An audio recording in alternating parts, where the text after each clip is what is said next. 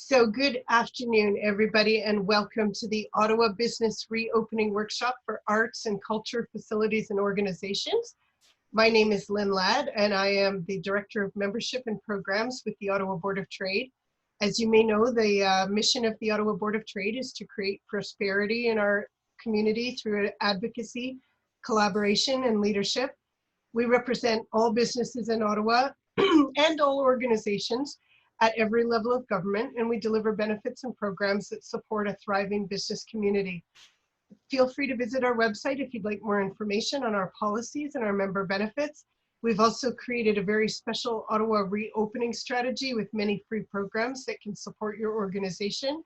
And this includes our business reopening workshops like you're attending today, our Business Insights virtual event series, and some programs like peer-to-peer mentoring groups.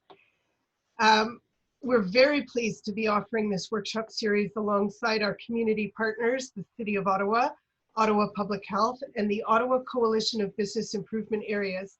A very special thank you to Cindy Van Buskirk and Brian Simpson at the City, to Phil Jansen at Ottawa Public Health, and Mark Koloski at Okobia for your continued collaboration and dedication to this community. So we will begin with a short presentation and follow it up with a Q&A. It's now my pleasure to introduce our presenter for today. Arts and Cultural Facilities and Organizations is being presented by Dr. David Salisbury, a consultant with Ottawa Public Health. So David, I am going to turn the session over to you if you are ready. Yep, I'm ready. And just verifying you can hear me and you see the slides. Yes, thank you. I can hear you and see your slides. Okay. So I'm going to get you people minimized so that I don't cover my own slides. So thank you very much for the invitation to talk. Some of you Ooh, may it's so remember. pretty. It's ginormous. Hello? Actually, if you wanted to, you could probably keep it right there. Okay, could everybody please go on mute? It's very important. Thank you. So some of you may recall that I used to be the medical officer of health in Ottawa, and I had retired, and some events in March brought me back to work. So I've been working with Ottawa Public Health as a consultant since the middle of March, and I'm glad to be with you today to talk about arts and culture, a place dear to my heart. So, okay, here we go. So what am I going to talk about today? I'm going to talk a little bit about infection prevention and control, specifically with respect to COVID-19. We're going to review some of our strategies for safer reopening of businesses, but also theaters and arts institutions, and then discuss some sector-specific scenarios and challenges. You know, some people think that all we talk about is infectious disease control, but a thriving economy is actually good for public health. People need jobs, people need good housing, people need the arts in order to have a full and successful life and to be healthy. All those work and community resources are very fundamental determinants of health, and so our social supports actually do contribute well to our well-being, our safety, and our overall health. So safer reopening of our economy, but also all of our institutions, is a key thing that we need to do as we move forward, while preventing or delaying the transmission of COVID as much as we can. We have a few challenges, not the least of which is the province at times. I'm allowed to say that because I don't actually work for them anymore. So the province has the authority to change laws. You may be aware that municipalities are creatures of the province, and public health even more so. So we don't always get advance warning of what the province is going to come down with as regulations. And we're not at liberty to change those regulations just to have a made in Ottawa solution. Some of the key things we've noticed is that as we've opened and gone from phase 1 to phase 2 to phase 3, we're seeing more interactions in the public. And as one would expect, we've seen an increased risk of transmission. And in fact, we've seen increased transmission. But there is still a need for businesses and residents to proceed with caution and be COVID wise. There's no such thing as zero risk of transmission, but we're focused on reopening everything we can as safely as possible. So COVID-wise is the acronym or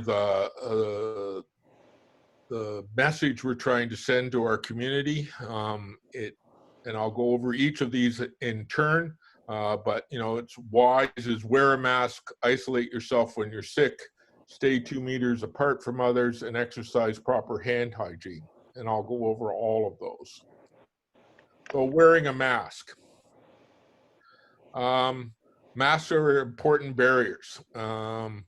Early on, I'm sure all of you were aware that there was not a public health recommendation for widespread use of masks, but that was based on the science that we had at the time, and we didn't think it was a particularly effective or worthwhile measure, but that the science on that has changed, and we are now aware that wearing masks is very useful and very good at controlling spread. It also, I like to use the analogy, early on we told everybody to stay home and you were using your house as a mask. So we've replaced, you know, a couple $100,000 worth of concrete and siding and roofing with a 100 square centimeter piece of cloth. So we've always been advocating that we stay out of each other's breathing zones, but now we've changed what we can do, how we can do it.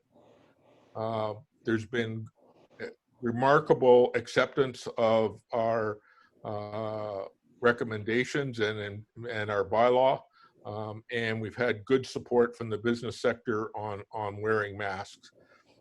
The evidence is quite clear now that this is useful. And we particularly have good evidence from other jurisdictions, but we also have seen it in our own area.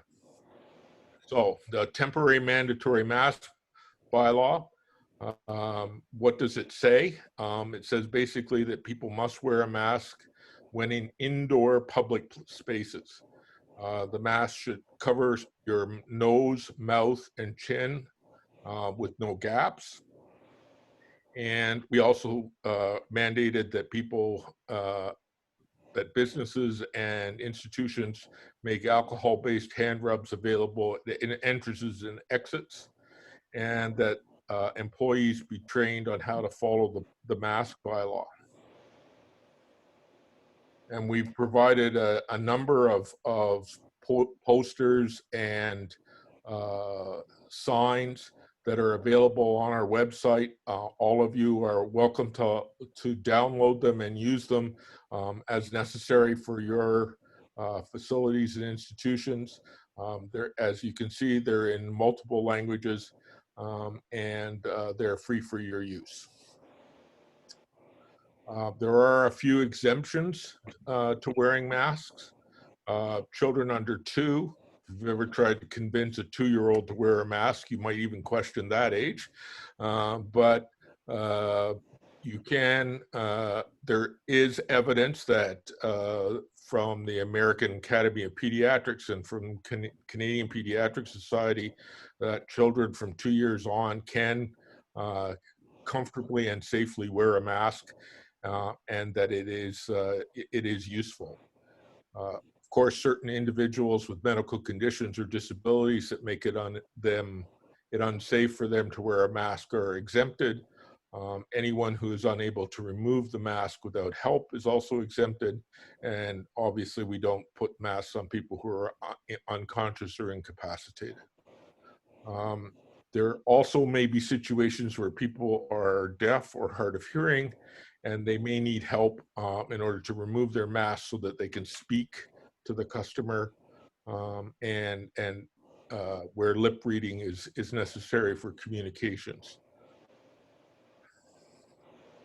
The obligation on businesses and institutions is for your employees to provide a verbal reminder, but you are not in the enforcement business.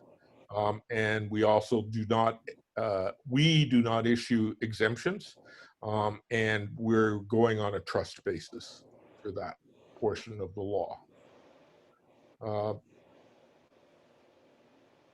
Generic to this community, participants who are in music lessons when actively playing or singing are not required to have a mask on. Patrons who are eating or drinking are not required to have masks on. And staff, when they're performing on a stage that is more than 5 meters away from the audience, are not required to wear masks. Or if they're behind a physical barrier. And other areas of the premises that are not designated for public access. So your back office, or depending on how many, well, in most places in theaters, your booth would not require the technicians to be wearing masks while doing that work. We would encourage it, and of course we would also encourage them to exercise physical distancing, but it's not required by the law, the bylaw. Isolate yourself when you're sick. Boy, this is one of the hardest things we're having difficulty convincing people to do. If you have symptoms or you're feeling unwell, we really encourage people to stay home. And to do that also, we're also encouraging people to be screened. Your audience in particular, your volunteers, your employees, should all basically ask themselves, am I really healthy today? Is there any sign that I shouldn't be at work? And to actually overcall that and stay home rather than soldier on and do the brave thing that we've always seemed to support in our society. We also encourage people to, for you to not allow people to participate if they have symptoms of COVID. And if volunteers or employees develop symptoms while at work, they should notify their supervisor and return home as soon as possible. And we have guidance on our webpage on what the next steps those people should take. So here are the things for passive screening. Passive screening are signs that you can put up in your facility that basically alert the public, your patrons, to not enter the facility if they are suffering from any of the symptoms listed. And again, available in multiple languages. Something that would help us and you, if we do happen to have a case come into your facility, is having a good record of who was there, where they were, as much as possible, where they were, so that we are able to do efficient case and contact tracing. We recommend that you keep a staff and volunteer log of when and where people worked. And we ask you to we'd also like you to keep a good record of attendance for activities, date, name, and if possible, telephone number. If we need to do contact tracing, that makes our job so much easier. Just to give you a rough idea of what that means or what kind of work that's doing. So right now, if you look at our website, we have 150 active cases. The average case right now is between 3 and 4 contacts. So multiply the 150 by 5, and that tells you how many phone calls we have to make every day in order to do case and contact tracing. As you can imagine, it's a considerable amount of work. Here's some sample log templates that are also available on our website, which help you record the things that we would like to know if we have to do a contact tracing around an event that you have hosted or have put on. In addition, there's now the alert app that's available from the web, on the web. There are both Apple iOS versions and Android versions. This particular app uses some interesting technology to tell whether you've been within 2 meters of somebody for more than 15 minutes. But it doesn't record your name and it doesn't record where that happens. So that's less than perfect from our point of view, from the point of view of doing contact tracing, but it does protect people's privacy. And what the app does is it will give you a message if you've been in that kind of contact with somebody who turns out later on to be a confirmed case of COVID. And that will not go to public health on its own. It doesn't go to the government on its own. The message comes to you, and then you're given, the app will give you some instructions as to what to do then, but we won't have any of that information until you phone us. So the S of Ys is 2 meters apart, 6 feet from other people. Technically speaking, 2 meters is 6'6", but never mind. And you need to think about when you're opening your spaces, how you can facilitate that. So organizing activities and facilities to reduce the contact, stagger the schedule for people arriving, in some circumstances, stagger the seating so that people can maintain that distance. People flow within the theater or the facility so that people are going in one direction through the facility and not running into each other or being crowded against each other. We recommend using visible markers that actually point out how far 2 meters is for places where people might have to line up. And we also recommend providing directional arrows, if at all possible, so that people only move in one direction. We encourage you to rearrange equipment and processes to help maintain that 2 meters of physical distancing. And depending on the activity and the size of your space and the need for interaction with other people, whether you need to impose physical barriers, for example, at ticket booths and places like that, where a plexiglass barrier between the clerk and the patron would be something that we would recommend. We like to remind everybody to keep that 2 meters distance, practicing that distance all the time during breaks and in break rooms, change rooms and common areas. I can tell you through the course of our investigations of various outbreaks in various places, It's often not the workplace or even the bedside in the hospital where we're seeing transmission happen. We're seeing it happen in break rooms and change rooms where people let down their guard.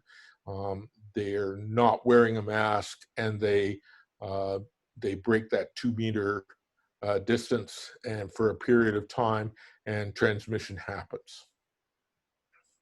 We also recommend that you assign workers to oversee and encourage that physical distance to make sure that people are keeping their distance from each other. So specific limits, this is on the Ontario government regulations. Maximum size in an internal facility is 50 people indoors and 100 people outdoors. Those 50 people and 100 people are also supposed to be keeping that 2-meter distance. The other limiting factor would be on the capacity of the space.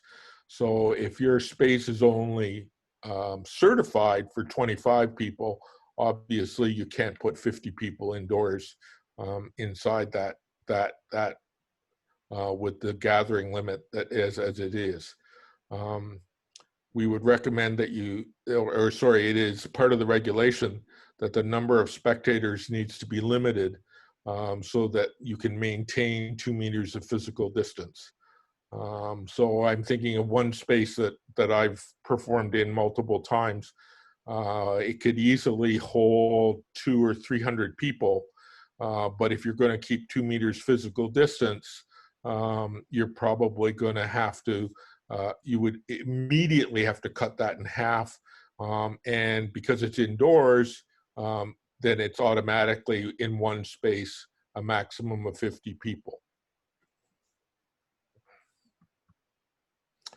So the capacity in those facilities, the indoor gathering limit, as I said, applies on a per room basis. So 50 people per room. That includes the areas for the spectators.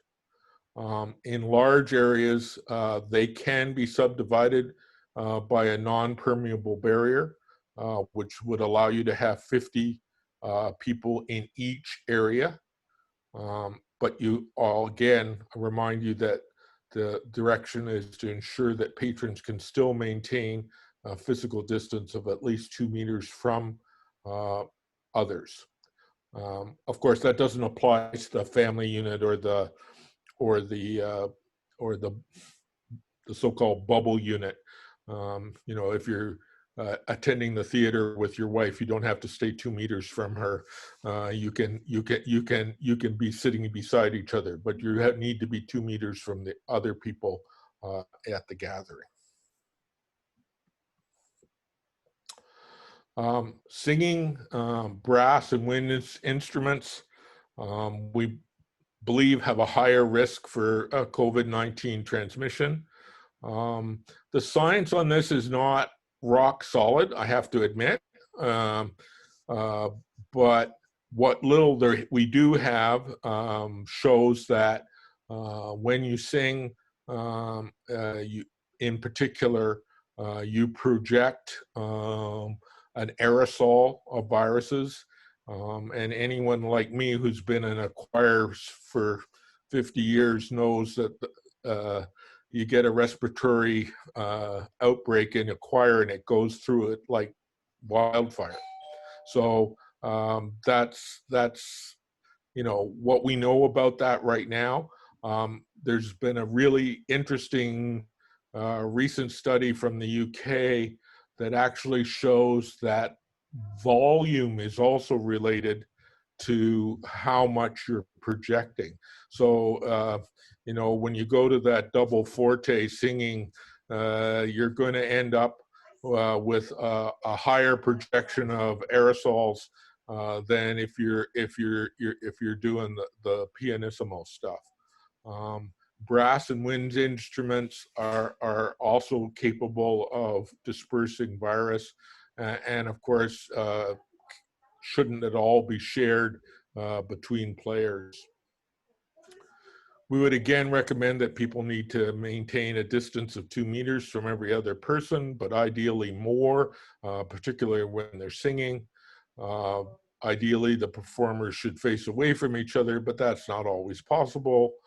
Limiting the number of singers, well, that also may or may not be possible.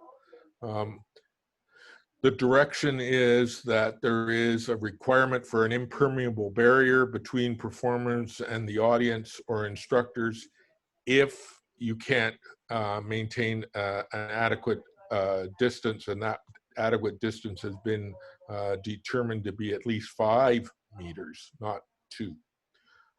And the recommendation to use microphones and amplification as much as possible. All recreational courses and instruction are also subject to those gathering limits. It's not just performances.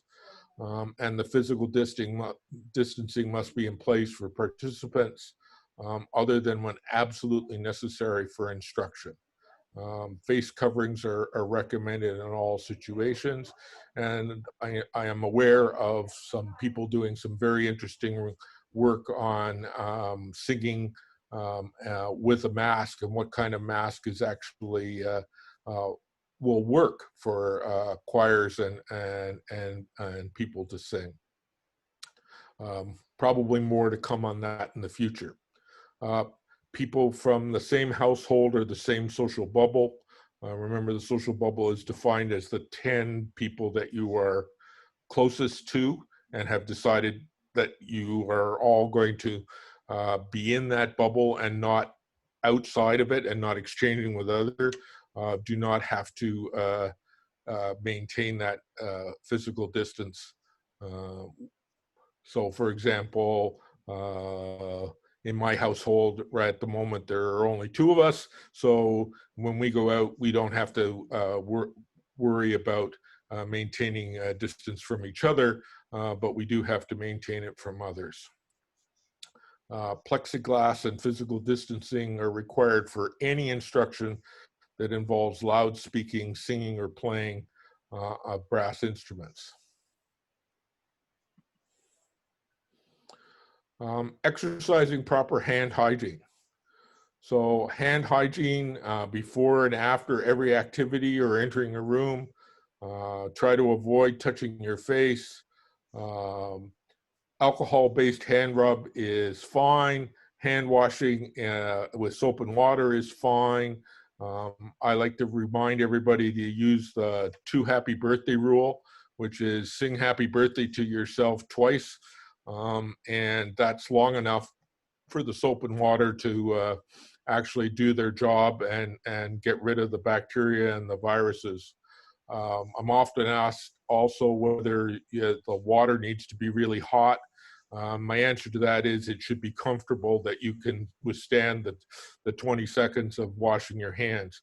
You can't possibly get the water hot enough to kill bacteria and viruses without harming yourself. So the warm water is great for comfort, and it encourages people to wash their hands for longer. Don't look on it as hot water being the thing that's going to provide the cleaning. An ordinary hand soap or dish soap is perfectly adequate for killing most bacteria and viruses. The alcohol-based hand rubs need to be between 60 and 70% alcohol in order to be effective.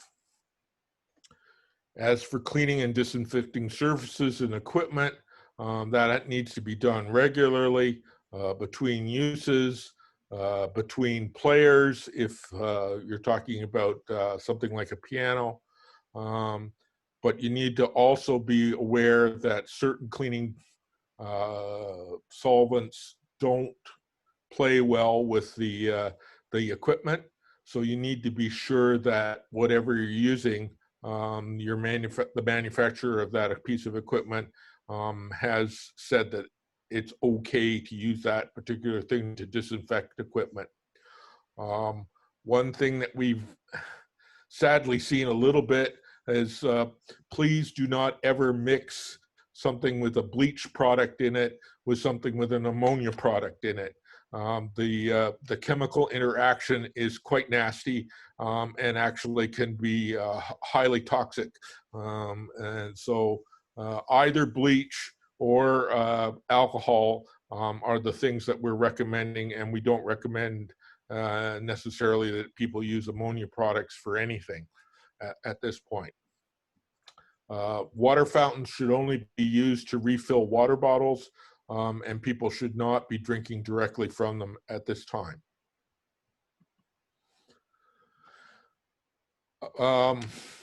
In the spaces that you're working in, you should try to remove equipment that's difficult to clean, particularly soft things, plush toys,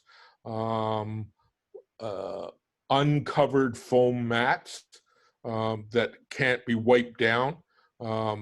Those are very good at attracting bacteria and viruses and retaining them, and it's hard to get them clean. So something that's got a good covering on it or a good smooth surface that can be wiped down easily is what we recommend for equipment. We also recommend that everybody bring their own equipment if at all possible. So particularly for musical instruments, it would be best if everybody has their own instrument and that they not share. If they are going to be shared, they need to be cleaned between each user. So for something like a piano, you need to wipe down the surface and the touch areas. And obviously, people should not be sharing personal items like water bottles.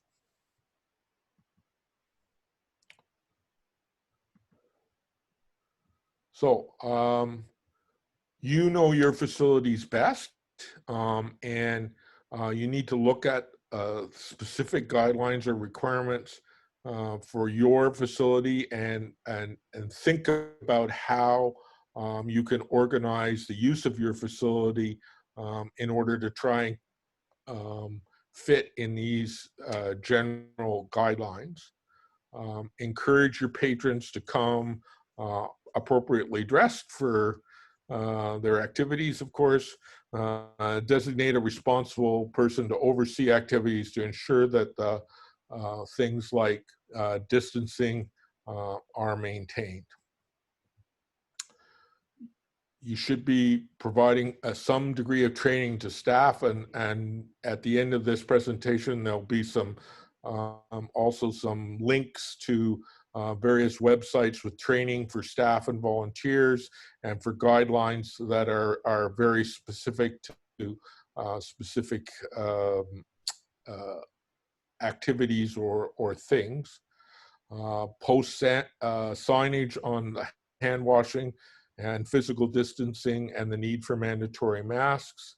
And you probably should have a publicly available written plan for the safety of your planned activity.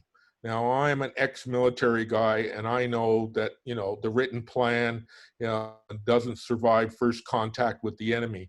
But what you need to do is think about it and write it down, because that helps you think your way through what are the things that I need to have for my particular space or my particular activity.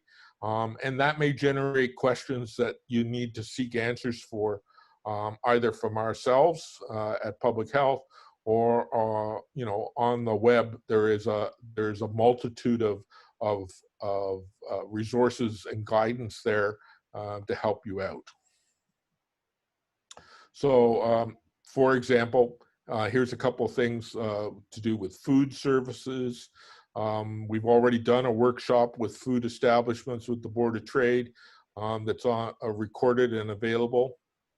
For retail services, many of those could also apply to arts and entertainment facilities. There's the Government of Ontario websites, Stop the Spread information, and the City of Ottawa has a business toolkit, and we have extensive amounts of information on our website, both graphics and written material, and in multiple languages available for your use. There are also there's guidance for special events. There are other public health units that have come out with some really good guidance, if we're not reinventing the wheel. There are also places like the Canadian Centre for Occupational Health and Safety, Public Health Ontario, and the Ontario Registered Music Teachers Association that have very good guides that will help you think your way through issues to do with arts and entertainment. So with that, I think my formal presentation has come to an end. I'm going to stop sharing now and be glad to take any of your questions. That was fantastic, David. Thank you so much. We've had a number of questions come in through the chat. I'm going to go through them in the order in which they've appeared. We'll do our best to get through every single one of them. If that's not possible, thank you for putting them in the chat, because as I said, that gets transcribed along with the recording, and I can get your unanswered questions to Ottawa Public Health, and we will get back to you with some customized guidance or a response. I'm going to start with Andrea's question, and this is from a private institution, specifically an art school. And she wants to know, is there guidance from the Ottawa Public Health regarding clients who refuse to wear a mask versus employee health and safety, and whether or not such a private company can deny service or lessons to a student when it's not a health reason that they're declining to wear a mask? Well, it's a tricky area. We're trying to be accommodating, kind, and wise. Ultimately, I would say to you that you have the right to protect yourself and your staff. And so if you feel that someone offers a threat to you or your staff, then you are perfectly within your rights to deny that person service. I would not advocate getting aggressive about it.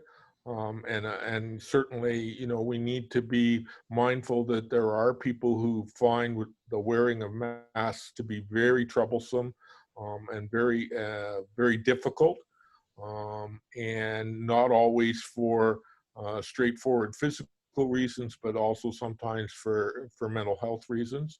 And so we need to be kind to those people, but we also need to be aware that we are in the middle of a pandemic. We do not have anything to treat this disease with at the moment other than these physical measures. So I believe that you have the right to protect yourself and that you can deny service to somebody on the basis of them posing a risk to health and safety in to your staff and yourself. And I think questions devoted specifically to enforcement are better directed to the City of Ottawa and 311 and City of Ottawa bylaws. Yeah. OPH is here to give us guidance from a health perspective, but they are not accountable for enforcement issues, and fortunately for them. Yeah, I know I look like a linebacker, but I'm not actually in the enforcement business. No, and that is a job that I would not want to have in any way, shape, or form these days. So, Andrea, I hope that answered your question thoroughly for you. I am going to keep moving through the list. Our next question comes from Amanda, and Amanda wants to know what you suggest is the best screening method before allowing children into a building before any type of after-school programming, such as taking a temperature, and if so, what kind of thermometer would you recommend? Okay, so I would recommend the screening questionnaire You can ask parents to do that for their children and rely on them to do that. You can, I believe there will be forthcoming some more general guidance that will also relate to schools. That will be a parent toolkit for being able to assess children and their abilities to go to school. And that would be perfectly reasonable to use as something for after school activities as well. You know, obviously, if you're going to want to test temperature, and I'm not a big fan personally of temperature screening. It's not greatly reliable. I mean, if you have a hot cup of coffee, you can actually raise your temperature quite significantly, your surface temperature. And obviously, you do not want to get into the oral temperature taking business. So the only thing you probably have available to you is the infrared surface monitors. But I'll warn you that they're not particularly reliable.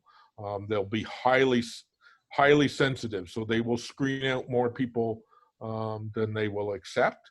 But as I said, the temperature screening is not the most reliable way of doing it. I much prefer the questionnaires about how people are feeling and whether they've had any symptoms. And while I'm on that point, you know, we fully recognize as schools are coming online that not everything is COVID. Kids have all kinds of viruses. Kids have all kinds of reasons to have symptoms. And at the moment, though, we will always be defaulting to the safe side, and that is to assume that it's COVID until we can prove otherwise. So we are closing down daycares. We are sending children home. We are assuming that it's COVID until we can show that it's not COVID at this point in the outbreak. Hopefully in the future, we'll have some other tools. Hopefully we'll have a vaccine, and all of those things will be able to make our lives easier. But at the moment, we have to assume that, I guess, assume the worst, that someone does have COVID until proven otherwise. Thank you. Amanda, I'll also point out for you that when I send out the link to today's recording, at that same link, you can watch the Ottawa Public Health Workshop on day camps and childcare, and you might find some of that instruction helpful for you as well.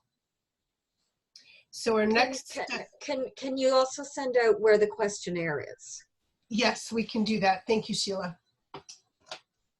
Our next question is from Dan, and he's asking for clarification. He says, I'm not seeing reference in Ottawa's face mask bylaw that identifies the exemptions mentioned. Does anyone know where he can find these exemptions? So is that something that Crystal and I can follow up on? Yeah, I think you'd have to do that. I mean, I don't have it right in front of me. Okay. So.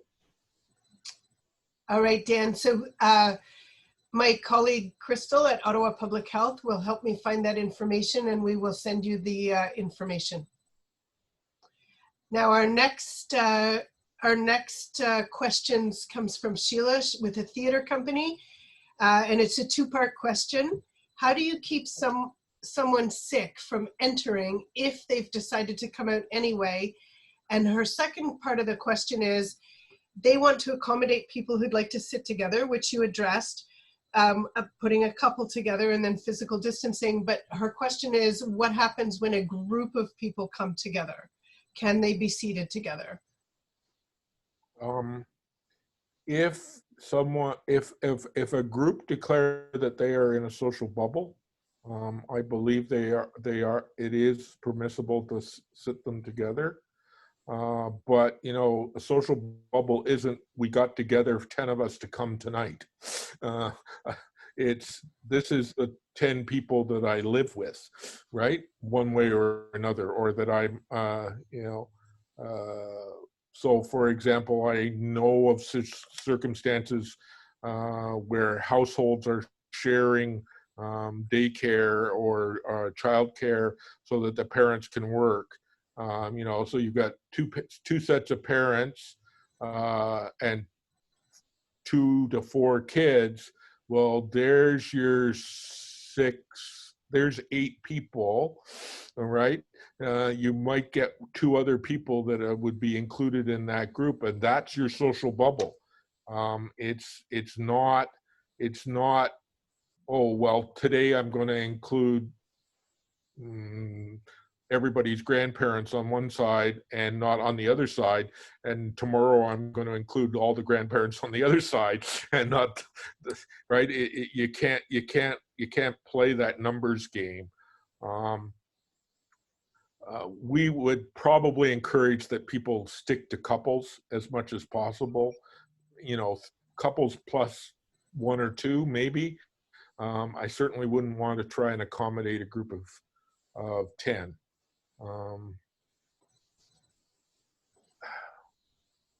I know that everybody wants to figure out how we enforce. We're really not in the enforcement business. We're giving people guidance. We're giving people our best advice. But I don't have, nor would you want to live in a society where public health has the enforcement capability to prevent people from doing things. So we're trusting on people being good citizens and doing the right thing. I guess that's all I can say about it. So. Great. Another question from Andrea. This goes back to the music school. Do children still need to be screened by the organization, or can they screen via email by having parents confirm temperature and 0 symptoms? Yeah, you can screen. You can screen via email. Lots of workplaces have electronic. We're using electronic screening at most of the hospitals for staff. There's an online capability. You can find that questionnaire about screening on our website, but I don't think it's interactive. I think it just gives you the questions to ask. It doesn't give you an answer at the end. Our next question has a follow-up statement from somebody else, so I'm going to address both of them together. One of our guests has asked if the 50 indoor number includes the volunteers and actors, and someone in the audience kindly pointed out, no, the Ontario guidelines do not set an explicit limit on staff. So specific to Ottawa, because I know that we have to adhere to the province's guidelines, but we also have sort of a modified version. Is the 50 indoor number include our actors and volunteers, and is that aligned with the Ontario guidance? So my understanding of that and what we would like to see is that it doesn't include the company and the technical part of providing it, but it would include things like ushers and people who are on the floor. So that's where your 50 number is going to be reached. So if your volunteers are interacting in the space that your audience is in, then they count. If they're on stage and distanced from the audience, then they're not included in that 50 number, is my understanding of how it goes. Can I ask a follow-up to that? We would have possibly a snack bar where the person is removed. Would they count within the 50? We're just trying to figure out how many people we can have in our audience, basically. Are the people at the snack bar in the same room? Or is it a separate space? Sheila, you're on mute. Sorry, it's a separate space. It's not like a table with people behind the table. It's an actual separate room with an opening. Yeah, okay, then they don't count in the audience numbers. Okay. So your audience numbers, your 50 people in that space are all the audience and the ushers and anybody who's going to be in there at the same time. All right. If they're going into a separate space, then that's not counted in the same 50. Okay. Thank you. So I'm going to try and see if we can move through these a little bit more quickly. We have about 10 more questions to try and get to. So from Renata, regarding dance studios, can people dance in bare feet? Yep. Lovely. Okay. And a second follow-up question from Renata. Will City of Ottawa facilities, such as community centers, provide the revised capacity for their space rentals to ensure 2-meter physical distancing? So I think that's probably a question for the city proper rather than Ottawa Public Health. Yeah, I can't answer that. Yeah. Sorry, Renata, but if I can find someone at the City of Ottawa that can give you that guidance, I will certainly get back to you about that. And then, oh, this is lovely. Someone in our audience has shared a link for industry-specific guidance for the entertainment industry. So thank you, Carl, for that. So our next question is from another dance studio.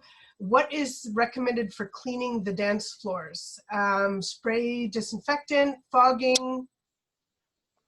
Don't think much of fogging. Fogging introduces aerosols and chemicals into the environment that are not necessarily a good thing. So a spray disinfectant or a wipe down with a disinfectant cloth or I'm trying to stay away from brand names, but you know that are designed to be antibacterial. So there are a number of those available. Feet are not a particular concern for transmission. It's this virus comes into us via the mucous membrane. So your mouth, your nose, your eyes.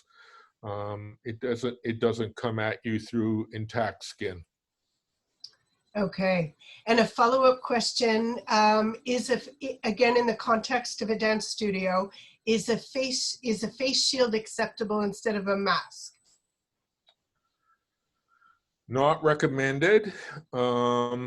Face shields have the disadvantage of you can get things coming around them, but in the absence of we do recommend face shields in circumstances where a mask is impossible, but we recommend cloth masks over face shields. Great, thank you.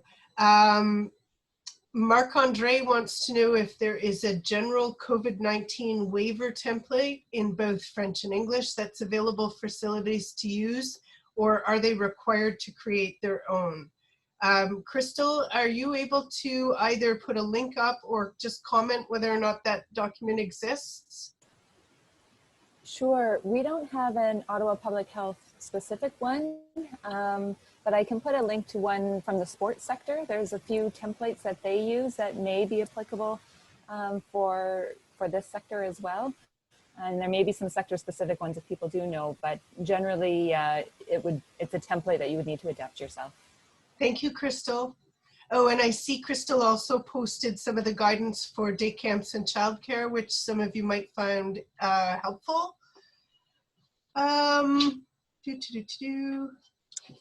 Registration. Oh, we've actually gone through all of the questions that have been posted in the chat. That is outstanding. So we have 5 minutes left. Has anybody got a question that has not been addressed that they would, oops, somebody just popped something into the chat. Oh, no, it's the templates from Crystal, thank you. So has anyone got a burning question that they have not had addressed yet today? You can turn your video on and put your hand up, or you can post something in the chat for me to read. Sheila. You know me, I always have questions. That's okay. Okay, what I wanted to know was, we do have a snack bar at our shows, and we've already explained that it's behind in a separate room with a barrier between.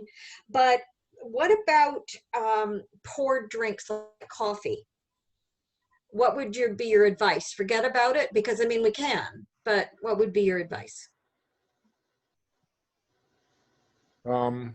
Well, there's a whole section on food delivery and how to do that Okay. the best way. So there's also a Board of Trade seminar on food establishments and best practices with respect to that. So I would refer you to that as opposed to coming up with a quick answer. Yeah. Okay. So Sheila, we've actually done 2 different workshops on food and food related services with Ottawa Public Health. One of them specifically on indoor dining. And so I encourage you to watch those recordings. And if your question is still not fully answered, send me a note. I will make sure that it gets a fuller answer for you if necessary. But I think you'll find everything that you need. And then I have another, oh, you know what? I did miss a question. With respect to cleaning microphones. Is there a best practice for cleaning shared microphones? Well, you need to wipe the surface, but you need to check with the manufacturer to make sure that whatever you're wiping the surface with will not in any way damage the microphone or its components. I'm very mindful of the fact that some things do not play well together, and so you need to be mindful that for the most part, isopropyl alcohol works with most things without it, but I can't guarantee that.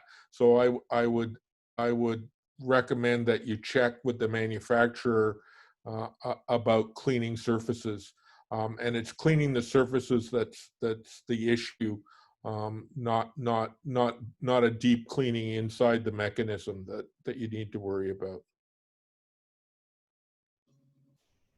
Thank you so much. I noticed that Crystal has popped a little bit of information into the chat regarding masks in dance. OPH guidance for sports and recreation is coming soon. So I know a couple of the dance studios are attending the Thursday workshop for sports. So there'll be some very specific guidance in that workshop for you as well. So we're just at 1:59. We have, I believe, addressed every single question in the chat. So respecting everyone's time, we will wrap up today's workshop now. I will send out today's slides as well as a link to the recording. And I truly hope you can all hear me over the sound of the lawn people who have just arrived out front. So on that note, I would like to thank you all for taking the time to come. I congratulate you on wanting to maintain being COVID wise and maintaining a safer reopening for your organizations. And have a lovely afternoon. Thank you. Bye, everybody.